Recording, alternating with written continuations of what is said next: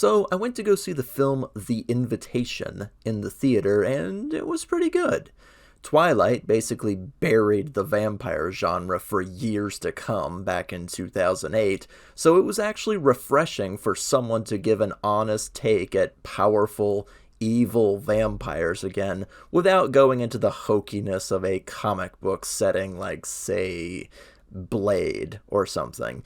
This is a traditional Bram Stoker slash Anne Rice vampire rules sort of thing. So, girl goes on one of those ancestry sites and finds out that she has relatives in Europe and is invited to a wedding with her newly found family. Her mom is dead, her dad is dead, she has no siblings or a good job to speak of, so she goes. That's all in the preview, so I won't spoil anything else. So, down to brass tacks, was it a good movie? Well, yes and no. The first and second act play out like a fairy tale. Oh, you have a super rich, super influential family that you never knew about, and now you're a part of high society, sort of thing. There's tons of excellent build-up. People getting axed off in the shadows, locked doors in the castle with terrible secrets behind them, like any other vampire movie story.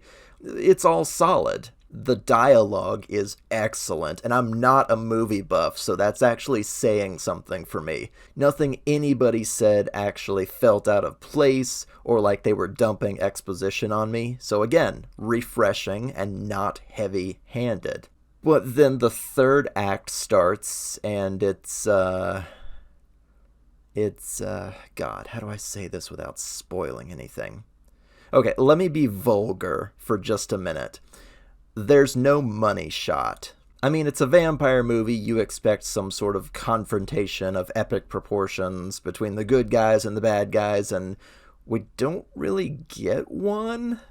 We spend the whole movie showcasing vampire powers, super speed, super strength, agelessness, very limited ways to be killed, etc., etc. But in the final confrontation, not much of that comes into play. I feel like the movie was missing about 20 minutes out of the third act. And honestly, I would have been down for a 3-hour vampire movie that took itself seriously. The setting is great. The actors are gorgeous, male and female. The dialogue is wonderful. The vampire lore is pulled directly from Bram Stoker's Dracula, if you remember reading that. It just trips at the finish line.